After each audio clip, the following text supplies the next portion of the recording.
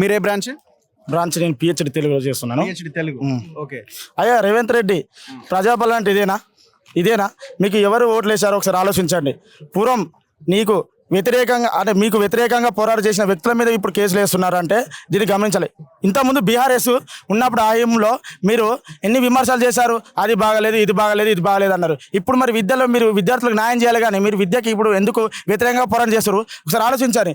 మీరు ఎప్పుడైతే 420 హామీలు పెట్టారో ఆ 4 టైంలో 6 గ్యారెంటీస్, ఆ 6 గ్యారెంటీ కోసం మీకు పైసలు లేవు కాబట్టి ఆ పైసల కోసం ఈ 400 ఎకరాలు మీరు అమ్మాలని అనుకుంటున్నారు. ఖబర్దార్ ఎవరిదండి ఇటువంటి పనులు చేస్తే విద్యార్థులు మీకు వ్యతిరేకంగా పోరాటం చేస్తారు. కఠిన చర్యలు కూడా మేము తీసుకుంటాం.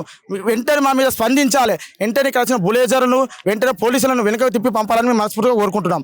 అదేవిధంగా మీరు చదువుకున్నారా? నిజంగా వాతావరణం అంటే తెలియదు. వాతావరణంలో ఏముంటాయి? పక్షులు, అవన్నీ వాటికి కావాల్సిన ఏంటి ఇవన్నీ పనులు జీవించాలంటే వాతావరణం. ఎయిర్ క్వాలిటీ ఇండెక్స్ మీకు తెలుసా? ఇది టెంపరేచర్ ఎంత పెరిగింది మీకు తెలుసా? 190 దాకా పెరిగింది. అంటే వన్యప్రాణులు చనిపోతున్నాయి. ఇక్కడ కుందేలు లేవంటాడు, జింకలు లేవంటాడు, లాస్ట్కు తాబేలు లేవంటాడు, పక్షులు లేవంటాడు. మరి ఏమున్నాయి? జంగల్ గవి లేకపోతే మరి ఏముంటాయి చెప్పండి రేవంత్ రెడ్డి గారు? ఒక చెట్టు మీద పక్షులు కూడా మీరు లేవంటారు అంటే అర్థం ఏంటి? ఒక పక్షి ఉండదా?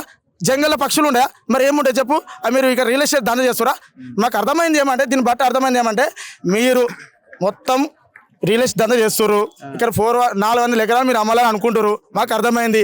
ఐటీ కంపెనీ అంటారు. ఐటీ కంపెనీ మీరు చేస్తే నిజంగా ఐటీ కంపెనీ మీరు ఎస్టాబ్లిష్ చేసి ఉద్యోగాలు ఇస్తారా? ఇవన్నీ పనులు కాపాడతారా? మీరు చెప్పండి. మీరు రేవంత్ రెడ్డి గారు దీని మీద మీరు తీసుకోవాల్సి తప్పకుండా మీరు తీసుకోవాలి. మేము గింత పోరాటం చేస్తే ఎండల్లో నిలవబడి ఎండకి ఇంత మంది ఊకొని ప్రొటెస్ట్ చేస్తారు. మీరు ఆలోచించాలి. మీరు ఏసీలలో ఊకుంటారు. మీకు ఏం తెలుస్తుంది ఇవన్నీ విద్యార్థుల యొక్క బాధలు? మొన్న మేము గత ప్రభుత్వాన్ని మీకు వ్యతిరేకంగా పోరాడినాం కదా, మీరు గెలిచిరు. జస్ట్ 1 ఇయర్లో గింత మీకు వ్యతిరేకంగా పోరాడుతున్నామంటే మీరు ఆలోచించాలి. విద్యార్థుల యొక్క ఎంత పోరాటం చేస్తున్నాం మీకోసమే కదా. మీరు వచ్చిన ప్రభుత్వం కేవలం విద్యార్థులు కదా. లోపల జింకలు లేవు కానీ చుట్టూ గుంట నక్కలు ఉన్నాయి అంటుంది కదా. ఎవరిని ఉద్దేశించి అన్నట్టుగా అనుకుంటున్నారు? ఇక్కడ గుంట నక్కలు అంటే మీ ఎన్ఎస్యూ క్యాండిడేట్సే. గుంట నక్కలు అంటే మీ వాళ్ళే. మీకు తెలియదా? గుంట నక్కలు లేవు. ఒకసారి రా రేవంత్ రెడ్డి చూస్తుందా? గుంట నక్కలు లేవంటారు, జింకలు లేవంటారు. మొన్న రీసెంట్లీ గచ్చిబౌలి ముందు వెనక జింకలు ఇట్లా వెళ్ళినాయి. ఒక అమ్మాయి కూడా చెప్పింది జింకలు పోతున్నాయని. మీరు తెలుసుకోవాలి. జింకలు లేవు, పక్షులు లేవు, కోతులు లేవు, పందులు లేవు, నక్కలు అవన్నీ మీరే బలిసి తింటారు. గుంపు మేస్త్రి అంటే ఇప్పుడు మాకు అర్థమవుతుంది. గుంపు మేస్త్రి లంక బిందెలు లేవు ఇక్కడ. చెట్లు, పుట్టలు, పక్షులు అన్నీ ఉన్నాయి, వన్య ప్రాణులు ఉన్నాయి. గవిటి గురించి మీరు ఆలోచించండి. విద్య గురించి ఆలోచించండి. మీరు రాజవిక విషయం పెట్టారు, దానికి పైసలు కావాలి. ఇప్పుడు పైసలు లేవు. తర్వాత రైతు భరోసా ఉంది, పైసలు లేవు. ఎక్కడి నుంచి రావాలి? 400 ఎకరాలను అమ్ముతా పైసలు వస్తాయి. ఆ పైసలు ఏడు ఉన్నాయి? ఇక్కడ యూనివర్సిటీలో ఉన్నాయి. ఇట్లీ మరి ఎట్లా ఎంతవరకు తీసుకెళ్దాం దీన్ని, ఈ ఫైట్ ని?